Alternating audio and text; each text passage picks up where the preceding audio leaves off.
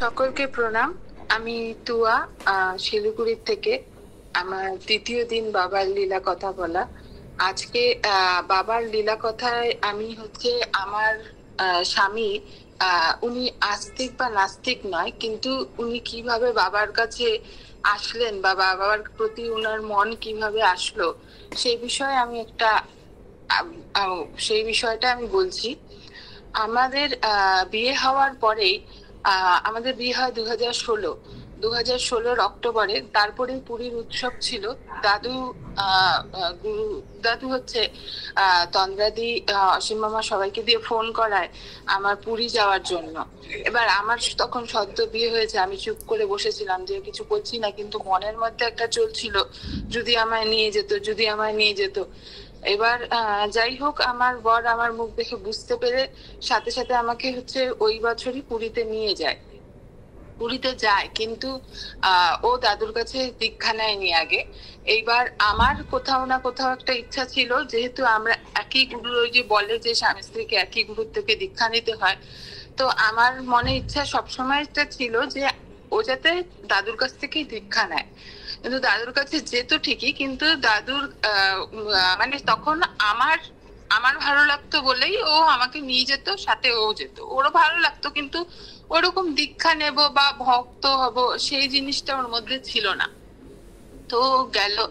তো পুরীর ওখানে তো কুষ্ঠরোগীরা যে থাকে সবাই। এবার দাদুর সাথে যেহেতু আমি আগেও গেছি, তো তাই জন্যই কুষ্ঠরোগী মারা বাবারা সবসময় আমার বিয়ে হয়ে গেছে, এবার আমার বরকে দেখতে চেয়েছে। সাথে সাথে তোর জামাই কোথায়। তো আমার বর তো সত্যি বলতে খুব ঘুমায়। ছটার পরে, মানে 6টার সময় তো সম্ভবই না, ও উঠবেই না, ওটা তো গভীর ঘুমের যুগ। তা আমি তখন নতুন নতুন, আমি কিছু বলিনি। কিন্তু আমি শুধু বললাম যে অনুষ্ঠান তো, তুমি যতক্ষণে উঠবে অনুষ্ঠান তো শেষ হয়ে যাবে, কারণ কি দাদুর কাজ তো তাড়াতাড়ি শেষ হয়। তো দেখলাম যে আমি যখন রেডি হয়ে গেলাম, তখন ওই কুচুরুগি মারা বাবারা সবাই বারবার করে বলছে যে তোর বিয়ে হয়েছে, এবার তোর জামাইকে দেখা। তো এই কথাটা ফোনে আমি সাথে সাথে আমার বরকে ফোন করলাম। ফোন করার পরে অনেকক্ষণ বাদে তোলার পরে আমি বললাম ওরা দেখতে চাচ্ছে। ও অবাক হয়ে গেল যে ওরা কেন আমাকে দেখতে চাচ্ছে। আমি বললাম না না, আমি আসতাম তো, তাই ওরা তোমায় দেখতে চাচ্ছে। আসলে তো এটা আমার মনে যে একটা ইচ্ছা ছিল যে আরে, কারণ কি দাদু সবসময় বলতো, আমি যখন ছিলাম, যে এখানেই না সুভদ্রা, বলরাম, জগন্নাথ তিনজনেই এখানে থাকে। তা এটা আমি মনে প্রাণে বিশ্বাস করি। আমাদের চোখ তো অত সাধ্য নেই, কিন্তু দাদু যেহেতু এই কথাটা বলে, আমি এটা মনে প্রাণে মানি যে ওখানে জগন্নাথ, সুভদ্রা, বলরাম অবস্থিত থাকেন। তো আমার মনে হয়েছে যে ওরা যখন বলছে, এটা মানে দাদুরই ইচ্ছা, যে আমার যেহেতু মনের মধ্যে ইচ্ছা ছিল যে অনুষ্ঠানটা যাতে ও দেখে। এত দুর্লভ অনুষ্ঠান, এত দূর এসছে, অনুষ্ঠান যদি না দেখে তাহলে কি লাভ। এইখানে এত বড় একটা মহাযজ্ঞ। তো যাই হোক, ও কিছুক্ষণ বাদে স্নান টান করে দৌড়ে আসলো। তো সবাই দেখলো। দেখার পরে এরকম করে আমরা যখনই দাদুর কোথাও অনুষ্ঠান হয়, দাদু কাউকে না কাউকে দিয়ে খবর পাঠায়। আর মিথ্যা কথা বলবো না, কোনোবার দাদু যখনই ওকে নিমন্ত্রণ করে, ও কিন্তু খুব আগ্রহের সহিত দাদু নিমন্ত্রণ করছে, মানে নিজে দাদু বোঝে যে কাকে বললে পারে তুয়া এখানে অনুষ্ঠানটায় আসতে পারবে। আমাকে কিন্তু দাদু বলতো না, দাদু ফোন করে তন্দাদিকে দিয়ে ওকে বলতো, ইনভাইট করতো। এবার দাদু ইনভাইট করেছে, এই জিনিসটাতেও খুব খুশি হয়ে ও যথারীতি টিকিট কেটে আমাকে সেখানে নিয়ে যেত। এবার যায় আসে, আর আমি প্রতিবারই জিজ্ঞাসা করি তো তুমি কি দীক্ষা নেবে? তো প্রত্যেকবারই ও একটাই কথা আমাকে একদিন বললো, যেদিন আমার মন চাবে সেদিন আমি দীক্ষা নেবো। হ্যাঁ, তুমি আমাকে প্রত্যেকবার বলবে না। তো আমিও দাদুর কাছে যেহেতু ছিলাম, দাদু সবসময় বলতো এইসব বিষয়ে কোনোদিনও জোর করতে হয় না, যখন তার নিজের থেকে ইচ্ছা হবে। কারণ কি আমি দেখেছিলাম, মনে আছে আমার, মানে দাদুর কাছে পাশে বসেছিলাম, এক মা নিয়ে এসছে এই আসাম সাইডে, তার স্বামীকে জোর করে। সে আবার খুব ইসে করে বলছে যে বাবা, আমি আমার বরকে জোর করে নিয়ে আসছি, সে আসতে চাচ্ছিল না। তো দাদু মাথাটা হিলিয়ে সে যখন চলে গেল, তারপরে আমাকে বলল আমি মহাপুরুষ, আমার কাছে কাউকে জোর করে আনতে হয় না। তো আসলে তিনি বলতে চেয়েছেন ভগবানের কাছে কি কাউকে জোর করে আনা যায়? জোর করে আনা যায় না। তো জোর করে কাউকে আনতে হয় না, সে যদি স্বেচ্ছায় আসে তাহলেই ভালো, নাহলে পরে একজন মহাপুরুষকে দেখার তার ইচ্ছা নেই, তার বউ তাকে জোর করে কেন নিয়ে আসবে বেঁধে? তো আমার এই কথাগুলো, দাদুর কথাগুলো সবসময় মনে পড়তো, তাই আমি কোনো জোর করতাম না কোনোদিন। কিন্তু আমি সুযোগ পেলেই কিছু না কিছু কথায় মানে ওই দীক্ষার কথাটা তুলতাম। তো একদিন আমি অফিস থেকে আসছি, ও আমাকে প্রশ্ন করলো দীক্ষা কেন নিতে হয় আর গুরু কি? তা আমি দেখলাম প্রশ্নটার মধ্যে না ক্যাজুয়ালনেস আছে, মানে প্রশ্নটার মধ্যে ওই মানে জানার আগ্রহটা নেই, মানে জাস্ট একটা হাসি ঠাট্টার চলে তোমরা কেন এমন দীক্ষা দীক্ষা বা গুরু গুরু করতে থাকো। তো আমি ওকে উত্তর দিইনি সেদিন। আমি বললাম ঠিক আছে, সময় হোক সব জানতে পারবে, বুঝতে পারবে, যতদিন তুমি চলো না, দাদুর কাছে গেলেই হবে, আর আমার কিছু লাগে না। তা আমি আর কিছু বলিনি। তো এরকম করে আমরা যাচ্ছি, যেতে যেতে তারপরে আবার ও আমাকে কিছুদিন পরে আবার ওই প্রশ্নটা করে। তো আমার কাছে যে বইটা ছিল, বইটা দিয়ে আমি বললাম এই বইটা পড়ো, আমার বলার হয়তো তোমার অতটা ভালো লাগবে না, তার থেকে বরং বইটা পড়ো, বইটার মধ্যে সব আছে। তো ওকে দিয়েছি, ও রাত্রেবেলা পড়েছে হয়তো, তো আমি অতটা মনে নেই আমার পড়েছে কি পড়েনি বইটা। তো আমরা এরম করে যেখানে দাদু ডাকে সেখানেই যাই। কিন্তু ওর দীক্ষা প্রত্যেকবারই আমার একই প্রশ্ন, দীক্ষা নেওয়ার ইচ্ছা হলো, ও প্রতিবারই না করে। আমার মনে খুব কষ্ট লাগে যে কি কাণ্ড, আসে দাদুর কাছে কিন্তু দীক্ষা নিচ্ছে না। আমার মনে একটা সবসময় চলতে থাকতো। তো যাই হোক, আমি আর কিছু সামনাসামনি প্রকাশ খুব একটা করতাম না, বা ওটা নিয়ে কোনো ঝামেলা করা, কারণ কি দাদু নিজের থেকে বলেছে ভগবানের কাছে, উনি মহাপুরুষ, ওনার কাছে যখন, আর দাদু এমনই জোর করে যদি আমি বলি দীক্ষা নাও, হয়তো আমার স্বামী চলে যাবে, দাদু হয়তো দীক্ষা দিল না, এটাও হবে। তো তাই জন্য আমি কখনো জোর করিনি। তো এরকম করতে করতে আমাদের আগরতলায় যে উৎসব হলো তার আগে আমার শ্বশুর মারা যায়।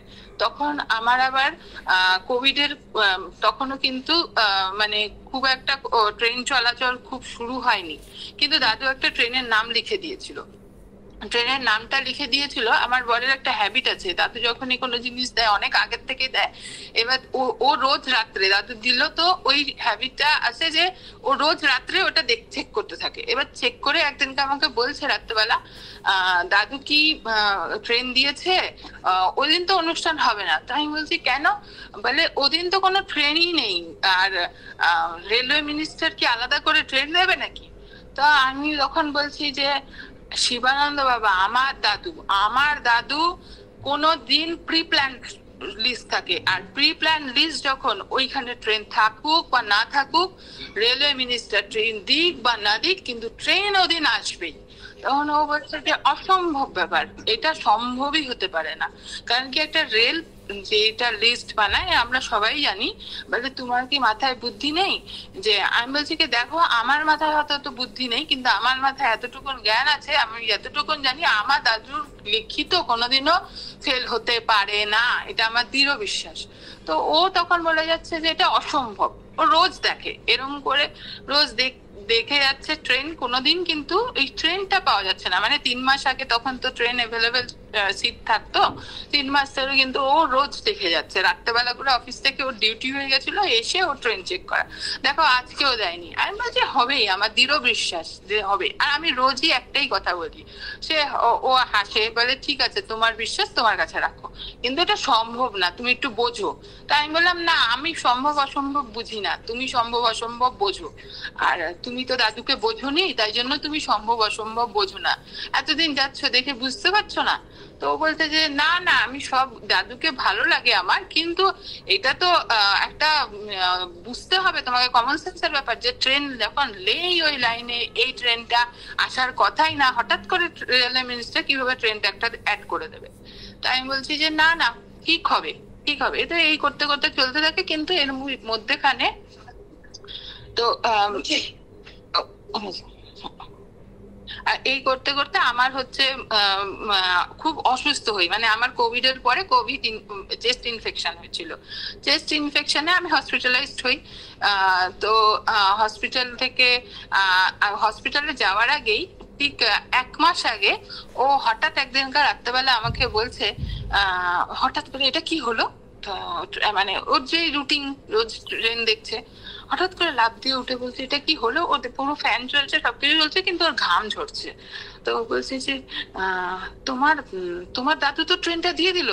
ও শুধু এই কথাটা বললো। আমি তখন তো নেচে লাফ দিয়ে উঠেছি, লাফ দিয়ে হাতে তালি দিয়ে বলেছি আমি বলেছিলাম তো আমার দাদু কোনোদিনও, দাদুর লেখা, দাদু 3 বছর আগে প্ল্যান লেখে, দাদু কিভাবে, তোমার দাদুকে একটা মহাপুরুষ, তুমি বুঝলে না তো দাদু কি জিনিস, তুমি বুঝলে না, এতদিন ধরে যাচ্ছ, দাদু তোমাকে ইনভাইট করছে, তুমি যাচ্ছ ঠিকই কিন্তু তোমার মনে যাচ্ছে না দাদু কি জিনিস, তুমি বুঝতে পারছো না। ও তারপরে না খুব মানে একটু হাতটা কাঁপছে, ওই রকম ভাবেই ও টিকিটটা বুক করলো। বুক করে কিছুক্ষণ বাদে এসে আবার আমি শুতে গেছি, আবার আমাকে বলছে এটা কি করে সম্ভব বলতো, এটা কি সম্ভব, সত্যি তোর দাদু চমৎকার। কিন্তু এটা আমার আজকে সত্যি, আমি ও মানে কিছুতেই বুঝতে পারছিল না তার আগে অব্দি যে দাদু একজন মহাপুরুষ। মানে আমরা যে মহাপুরুষটা বলি, কেন বলি দাদুকে, কেনই আমরা এতটা বেশি নিয়ে এসে করছি, দাদুর অলৌকিক সেটা ও মানে এতদিনে বুঝতে পারিনি। সেদিন ও বারবার করে এসে আমাকে বলছে এটা কোনোদিনও হয় না জানিস তো, কারণ কি ও সারাক্ষণ হচ্ছে ট্রেন নিয়ে সারাক্ষণ হচ্ছে ইসে করতে থাকে। ও ট্রেনের ব্যাপারে মানে কেউ যদি জিজ্ঞাসা করে কখন কোথায় কোন লাইনে ট্রেন আছে, ও সবসময় কিন্তু ওই ট্রেনের লাইনটাও খুব ভালো বোঝে, মানে সারাক্ষণ ওই নলেজটা একটু রাখে। তো যাই হোক, ও বলছে যে এটা কিন্তু আমি কোনোদিন দেখিনি জানিস, হঠাৎ করে একটা ট্রেন অ্যাড হয়ে যাওয়া, আর ওই ট্রেনটাই আর মানে একটা ট্রেন অ্যাড হবে ঠিকই কিন্তু টাইমিং তো একটু আলাদা হবে, যেই টাইমে ছাড়বে সেটাও দাদুর লেখা ছিল, যেই টাইমে ওখানে ঢুকবে সেটাও দাদুর লেখা, প্রত্যেকটা জিনিস মিলে গেছে। ও বলছে এটা কিভাবে সম্ভব। আমি বললাম ওটাই তো, দাদু তো মহাপুরুষ, তুমি তো বুঝলে না দাদু কি জিনিস। তো যথারীতি এটা ঠিক 1 মাস আগে ট্রেনের টিকিটটা হয় আমাদের। তো তারপরেই আমি খুব অসুস্থ হই। এবার আমি অসুস্থ হওয়াতে আমাদের যাওয়ার মানে হবে কি হবে না সেটা নিয়ে একটুখানি সংশয় ছিল। তো আমি বলেছি যে ট্রেনের টিকিট, কিন্তু এসে আমাকে হসপিটালে জিজ্ঞাসা করলো তোমার এরকম সিচুয়েশন, তোমাকে তো হয়তো ছুটি দেবে না। তো মানে একদম যাওয়ার 8টা দিয়ে হয়েছে 7-8 দিন আগে। তো বলছে যে তুমি তো খুব অসুস্থ, তোমাকে তো সম্ভব না এভাবে নিয়ে যাওয়া, কারণ কি আমি ডাক্তারকে জিজ্ঞাসা করেছি তোমাকে একদম কোথাও নিতে মানা করেছে। তো আমি বললাম ওইসব ডাক্তার আমি জানি না, আমি একটু কথা বলতে পারলে পরে আমি ঠিক চলে যাব। তারপরে আমি দেখলাম যদি আমাকে না নিয়ে যায়, এবার হসপিটালে আমি কথা বলতে পারছি না কিন্তু ফোন করে যাচ্ছি, আমার কথা কেউ বোঝে না। তো যাই হোক, আমি খবর পেয়েছি যে মানে ওই এই শিবানন্দ পরিবারের থ্রুতে জানতে পেরেছি উষা কাকিমা কোনোভাবে বেনারসে আছে। আমি কাকিমাকে ফোন করেছি, কাকিমা তোলেনি, কাকিমাকে ভয়েস মেসেজ পাঠিয়েছি, আমার গলার আওয়াজ খুব আসতে, আমি তখন একদম কথা বলতে পারছি না। কাকিমা দাদুকে বললো যাতে আমি বেরিয়ে যাই, মানে আমার ছুটি যাতে হয়ে যায়, আমি যাতে যেতে পারি। তো যাই হোক, কাকিমা হয়তো বলেছে দাদুকে। তারপরে আমার মানে আমার যখন ভর্তি হয়েছি তার আগেও অনেকে ভর্তি হয়েছে সেম প্রবলেমে, সবাইকে অনেকদিন রেখেছে। এবার আমার হওয়ার পরেই এমন লীলা, আমি হসপিটালে অ্যাডমিট হয়েছি, তারপরে আমার মেয়ে সেম হচ্ছে, মানে যেহেতু আমার পাশে ছিল তাই জন্য হয়তো ছুয়াছুঁইতে নাকি সেটা জানি না, কিন্তু সেম জিনিসই ওরই হচ্ছে। এবার আমি ডাক্তারকে পরের দিন সকালবেলা বললাম যে আমার বাচ্চার বয়স এরকম 4 বছর, বাচ্চাও তো এরকম হচ্ছে। তো ওনারা সাথে সাথে আমাকে কেবিনে দিলেন, বললেন কেবিনটা দিলাম ম্যাডাম, তাহলে বাচ্চার যদি হয় পাশের মিনিটে। তো আমি বললাম যে দেখুন না বাচ্চা তো খুব ছোট, আমি ওই ইঞ্জেকশন ফুটাতে চাই না, প্রথমে মেডিসিনটা দিয়ে কাজ করলে পরে তাহলে আর ওকে হসপিটালে আনাবো না। তো ঠিক আছে, কারণ কি আমি এত পেন হচ্ছিল, বিভিন্ন টাইপের অ্যান্টিবায়োটিক তখন চড়ায়, তো আমার মন চাইনি যে বাচ্চাও এরকম, কারণ কি ওকেও তো ওই কম বেশি অ্যান্টিবায়োটিক চড়ানোর জন্য এই স্যালাইন লাগাবে। তো তারপরে পাশের বেডে আমার রুমে যে একটা দিদি ছিল, ওই দিদিটাকে দিয়েছে। তো হঠাৎ করে আমাকে তারপরের দিন এসে ডাক্তার বললো যে কি ম্যাডাম আপনার বাচ্চাটাকে আনলেন না। আমি বললাম না স্যার, আমারই হাতে তো ইঞ্জেকশন, আপনারা তো ইঞ্জেকশন ছাড়া কিছু করবেন না। তাই বাড়িতে প্রথমে তো আমি এখানে চাইল্ড স্পেশালিস্ট ব্রহ্মদেবকে দেখিয়েছি, ডাক্তার মেডিসিন দিয়েছি, মেডিসিনটা খাবার কি হ্যাঁ খুব ভালো বুদ্ধি, বাচ্চা মানুষ ঠিকই আছে বললো। বলার পরে এবার তো আমার যেদিন এরম করতে করতে আমি শুয়ে আছি ঠিক আছে, কিন্তু যাওয়ার দিন কাছে চলে আসছে, আর একদিন আগে আমাকে আর ছুটি দেবে, ছুটি দিচ্ছে না, রোজই আসলে আমি বলি স্যার আমি না এখন একদম ঠিক আছি। বলে আপনি কি করে বলছেন ঠিক আছেন, আপনার তো কথা গলা দিয়ে আওয়াজই ঠিক করে বেরোয় না। তো আমি বললাম যে না না আমি একদম পারবো, একদম বাড়িতে গিয়ে আমি সব পারবো, আপনি সব ওষুধ দিয়ে দিন না আমার হয়ে যাবে। তো উনি আর ছুটি দেয় না। তার পরের দিন এসছে, আসার পরে আমি ওনাকে বললাম যে তারপরে নিজের থেকেই উনার কি মনে হয়েছে সেদিন যাই না, হঠাৎ করে সেদিন আমাকে বললেন আপনার না আজকে ছুটি। তার ঠিক যেদিন আমাকে ছুটি দিয়েছে তার পরের দিনই কিন্তু আমার ট্রেন, ঠিক আছে। তো বলছে যে তো আপনার না আজকে ছুটি। আমি না এরকম করে, আর তার কিছুক্ষণ আগে আমাকে আমার বর ফোন করে বললো যে এবার তো টিকিটটা ক্যান্সেল করতে হবে, কারণ কি তোমাকে তো আর ছুটি দিচ্ছে না। আমি বলছি কি তুমি একদম টিকিট ক্যান্সেল করবে না, আমি দাদুর কাছে কান অব্দি খবর পাঠিয়েছি, আমার যাওয়া হবেই, তুমি চিন্তা করো না। তো ও বললো ঠিক আছে, এই অবস্থা তুমি কি করে যাও আমি দেখবো, যদি ছুটি দেয়। আমি ছুটি দিলে তো আমি যাবোই, সে আমাকে কেউ আটকাতে পারবে না তখন। তো যথারীতি তখন এবার হসপিটালে যখন আমরা যাই তার আয়ত্তে চলে আসি, ডাক্তারের আয়ত্তে। এবার ডাক্তার যখন না আমাকে ছুটি দেবে আমি কিছু করতে পারছি না। তো হঠাৎ করে তিনি কেবিনে ঢুকেই প্রথমে বললেন আপনার আজকে ডিসচার্জ। তো পাশের বেডের যে দিদিটা ছিল, দিদিটা আমার 3 দিন আগে ঢুকেছে, সে কিন্তু সম্পূর্ণ সুস্থ। সে তারপরে সাথে সাথে বললো তাকে ছুটি দেয়নি, তাকে আরো 3 দিন রাখার ইসে করেছে। তো সে বলছে যে আপনি বোনকে ছুটি দিয়ে দিলেন, বোন তো আমার পরে ঢুকেছে, আর বোন তো এখনো কথা বলতে পারছে না, আমি তো ঠিক আছি।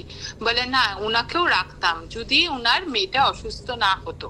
মানে দাদুর কিরকম লীলা, আমার সাথে সাথে মেয়েটাকে অসুস্থ করে দিয়েছে, আর আমিও ডাক্তারকে খবর দিয়েছি, আমার যে ডাক্তার তাকে বলেওছি যে আমার মেয়ে। উনি আবার রোজ এসে আমার মেয়ে কিরকম আছে আমাকে দেখতে দেখতেও জিজ্ঞাসা করতেন, আমি রোজ আপডেট দিতাম যে মেয়ে এখন ঠিক আছে, এখন একটুখানি খেলছে, ঠিক আছে, বিছানায় আছে।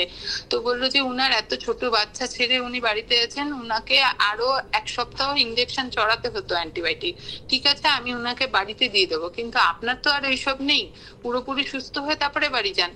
তো আমি বললাম এগুলো সব দাদুরই লীলা। আমি বললাম হ্যাঁ হ্যাঁ হ্যাঁ।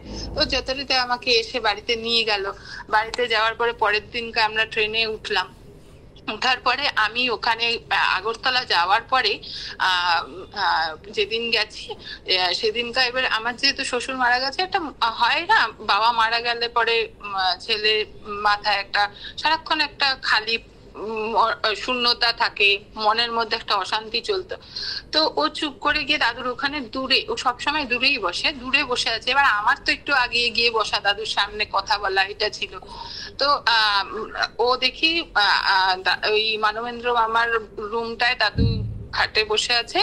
তো সেবার দাদুরও শরীরটা সত্যি খুবই খারাপ ছিল। তো দাদুও খুব কম কথা বলছিল, কিন্তু আমরা যাই হোক দেখেছি। এবার দরজার পাশে একটা দরজার কোনায় ও বসে আছে। ও আমি গিয়ে পাশে বসলাম, যেহেতু জায়গা নেই, দাদুর সামনে একদম যেতে দিচ্ছিল না। তা আমি ওর পাশে গিয়ে বসলাম। ও আমাকে একটা কথা বললো যে জানো তো পৃথিবীর কোথাও গেলে এরকম শান্তি পাওয়া যায় না, দাদুর কাছে এসে দূর থেকেই আমার দাদুর মুখটা দেখলে কেন জানি খুব শান্তি একটা, মানে ওই শান্তিটা আমি তোমাকে বুঝাতে পারবো না। আমি বললাম তাই তুমি শান্তি ফিল করছো? বলে হ্যাঁ, এক তো তোমার দাদু এমন একটা কাণ্ড করে আমাদেরকে নিয়ে চলে আসলো, যে ট্রেনটা থাকার কথা না সেই ট্রেনটা একটা আশ্চর্য। আমি বুঝতে পারলে তো আমাদের দাদুর মহিমাটা কি। তো বললো যে হয়তো বুঝতে পেরেছি অনেকটা। তো ঠিক আছে গেল। এবার আমি তো আমার ইসেতেই থাকি। পরের দিনটা শুনলাম দাদু দীক্ষা দিচ্ছে। এবার আমি একদিকে বসেছিলাম, হঠাৎ করে আমাকে তন্দ্রাতে এসে বললো কিরো তোর বর তো দীক্ষা নিছে না, তুই একবার ক। তো আমি বললাম যে হ্যাঁ দিদি আমার খুব ইচ্ছা, কিন্তু তার তো প্রত্যেকবারই জিজ্ঞাসা করি ইচ্ছা হয় না। বলে ইচ্ছা না হলে জোর করিস না। তা আমাকে এই কথাটা বললাম, না দিদি আমি জোর করি না, আমিও বললাম।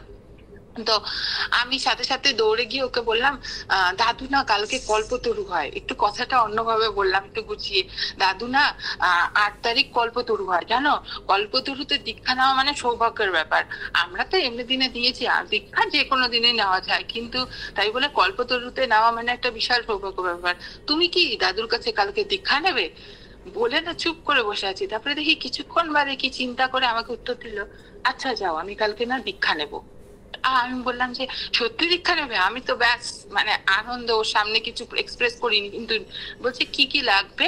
এবার ওর একটুখানি মানে এই পূজায় যাচ্ছি তো এই ড্রেস পরতে হবে, দীক্ষা নিতে যাচ্ছি তো একটুখানি ফিটফাট বাবু হয়ে সাজতে হবে। তাও ফিটফাট বাবুর তো ড্রেস জানে নিয়ে যায়নি ওখানে, ও তো আর জানে না ওখানে দীক্ষা নেবে, মানে সাদা ধুতি সাদা সবকিছু করতে হবে।